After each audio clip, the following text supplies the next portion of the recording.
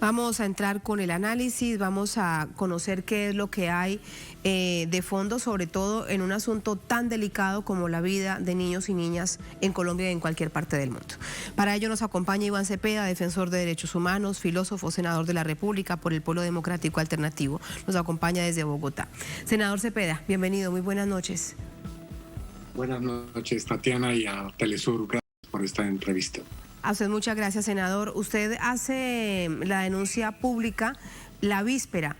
Desde el momento en que se conoce la información que usted entrega hasta esta fecha han pasado 20 días. Hasta ese momento, si no es por la información de medicina legal, pues nadie sabía lo que había sucedido en ese bombardeo en el departamento del Chocó cuando pierden la vida estos 4 niños. ¿Cómo llega esa información a sus manos?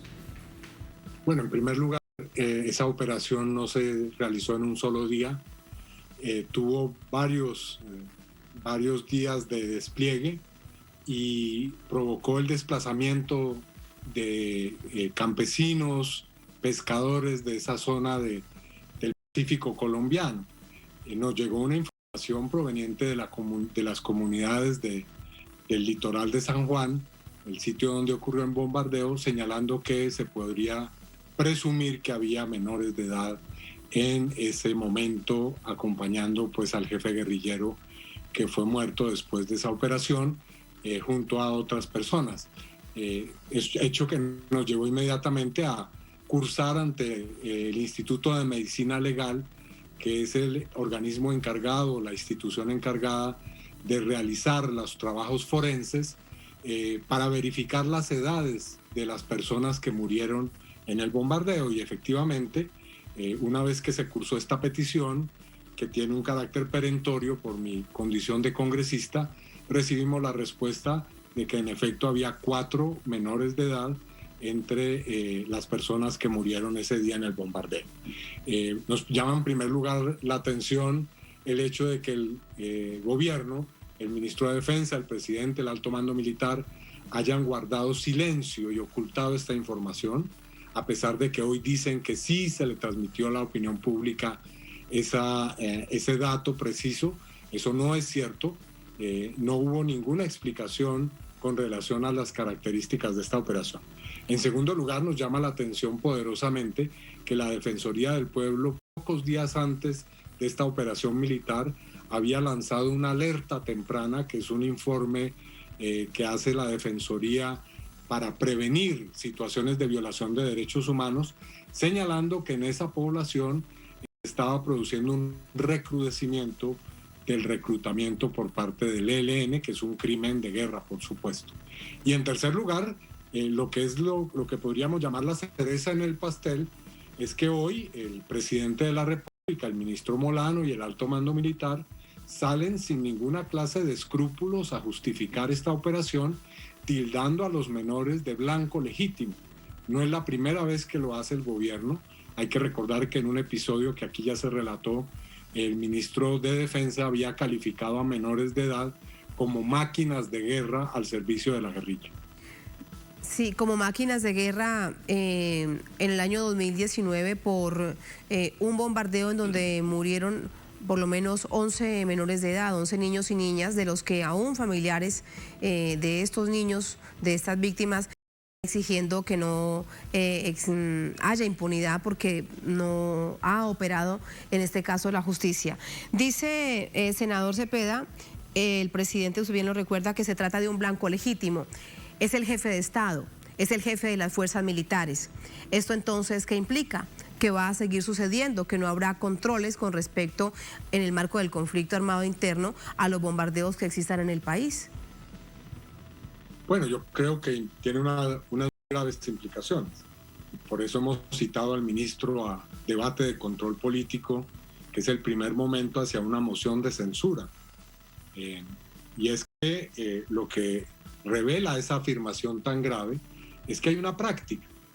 Es decir, probablemente son más de 3 los bombardeos en los cuales han perecido menores de edad, puesto que se considera, como lo hemos escuchado a través del propio presidente, que es legítimo atentar contra la vida de estas personas, incluso cuando se tiene información de su presencia en lugares que son escenario o teatro de operaciones militares. Así que eso estarías indicando ni más ni menos un olímpico desconocimiento del derecho internacional humanitario que, como se sabe bien, tiene principios muy claros de distinción. Es decir, las personas que son menores de edad están catalogadas como no combatientes, como víctimas precisamente del conflicto, que son personas que han sido llevadas a la fuerza o que están en una condición en la cual no pueden ejercer las hostilidades como las ejercen las personas adultas. Entonces es efectivamente allí donde hay un desconocimiento radical del derecho internacional humanitario, como también de otros principios. El principio de precaución, que indica que cuando haya una operación militar, las fuerzas estatales deben tener toda la información y actuar de acuerdo a esa información para no utilizar medios desproporcionados de fuerza contra el blanco contra el cual dirigen sus operaciones. Así que lo que está haciendo el jefe de Estado, el presidente Duque, está comunicándole al país y a la propia comunidad internacional que Colombia no respeta el derecho internacional humanitario y que viola los derechos al antojo sin ninguna clase de, repito, escrúpulos frente a estas circunstancias. Sí, senador Cepeda, que el presidente Iván Duque no conozca del DIH, pues eso es, digamos que no debería suceder, pero es normal porque hemos visto que eso sabe poco. Pero que no lo sepan las fuerzas militares, eso sí resulta bastante difícil de creer. Esto entonces lo que indica es que es la manera en cómo actúa este gobierno en el marco de quienes están al frente de las fuerzas militares, que no les importa para nada el derecho internacional humanitario y tampoco comprenden que hay un conflicto interno en Colombia, o no lo quieren comprender. Yo considero que hay una deliberada política de violación de derechos humanos que se hace de manera consciente y con la justificación de que es legítimo, ¿no? Y no me refiero ya solamente al tema de los menores. Todos los indicadores de la situación de derechos humanos en Colombia están disparados. Hay primer lugar en materia de asesinato de ambientalistas, de defensoras y defensores de derechos humanos, de masacres que han vuelto a ocurrir, o sea, asesinato contra grupos de personas, e igualmente del desplazamiento forzado. Es decir, Colombia está de nuevo en una situación de violaciones sistemáticas bajo una política que no es de paz. Esa política que emplea el gobierno de llamar paz con legalidad a un simulacro de política de paz, lo único que oculta es que la verdadera política del Estado colombiano es la reedición de la tristemente célebre seguridad democrática durante los gobiernos de Uribe, bajo los cuales se perpetró, como se recordará, los falsos positivos, esos asesinatos indiscriminados de jóvenes que eran presentados como éxitos operacionales. Estamos asistiendo a una política deliberada, consciente, inescrupulosa de violación de derechos humanos y de justificación de esas violaciones.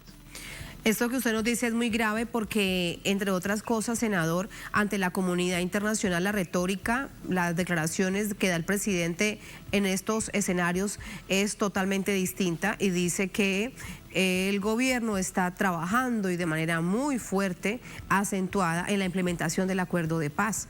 Uno se pregunta cuánto entonces realmente se cree desde esa llamada comunidad internacional a una retórica cuando vemos una realidad tan distinta y si hay realmente una atención de esa llamada comunidad internacional ante todos estos hechos tan graves. Bueno, la realidad es que por muchos esfuerzos que haga el presidente, que vive viajando a Washington, hoy nos anuncian que va a volver a una visita de emergencia a Washington, la vicepresidenta, que es también canciller, por pintarle a la comunidad internacional y a la pública en el extranjero, un país de las maravillas, lo que está ocurriendo en Colombia es inocultable. Y la prueba es que a pesar de todos esos esfuerzos cosméticos y simulatorios, están ocurriendo hechos.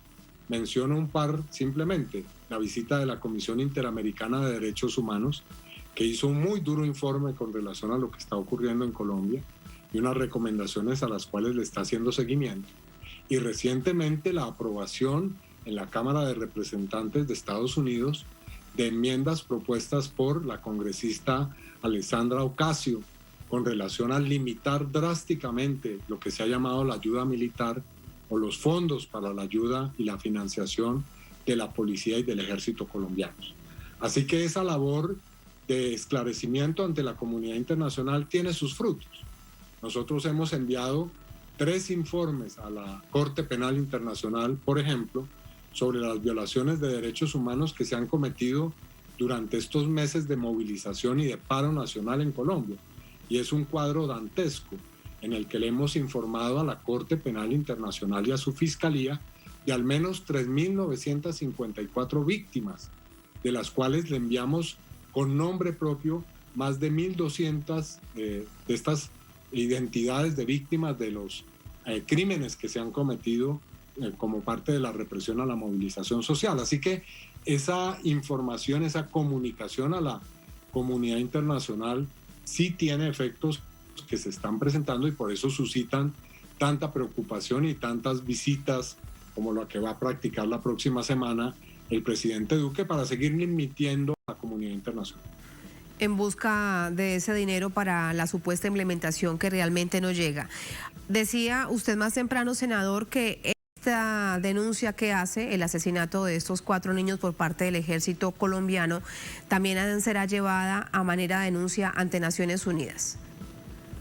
Así es, el mismo día en que recibimos la respuesta del Instituto de Medicina Legal, hemos cursado una comunicación al Consejo de Seguridad de la ONU y al relator especial para el reclutamiento de menores de edad en conflictos armados, que son los organismos que hacen un seguimiento al problema del reclutamiento de niñas, niños y adolescentes. Y efectivamente esperamos que esas comunicaciones produzcan una visita a esos organismos internacionales al país para corroborar en el terreno lo que está ocurriendo. Por último, senador, usted hablaba de la cereza del pastel recordando la justificación del presidente Duque, pero otra cereza del pastel es que ahora usted en Colombia es acusado por hacer la denuncia y no se investiga realmente la denuncia que resulta tan grave. ¿Usted qué opina de eso? Ahora usted es el culpable por haber salido a una situación tan absolutamente grave como un bombardeo en donde son asesinados cuatro pequeños. Sí, efectivamente, abogados del expresidente Álvaro Uribe ya una comunicación a la Corte Penal Internacional advirtiéndola de que supuestamente mis denuncias, que están claramente documentadas y fundadas, muchísimos elementos probatorios, harían parte de una campaña ideológica y política para desprestigiar al expresidente y exsenador Álvaro Uribe y también al presidente Duque. Por supuesto, es una reacción que demuestra la inmensa preocupación que se tiene de que se levante la alfombra y se vea la basura que está oculta debajo. Y eso es lo que tradicionalmente ha hecho el gobierno colombiano con relación a los defensores de derechos humanos y a quienes desde la oposición política hacemos labor de control y de denuncia sobre esta dantesca realidad. Senador, muchísimas gracias. Muy buenas noches. Bueno, muy amable, Tatiana. Un saludo especial a Telesur. Muchas gracias. Buenas noches.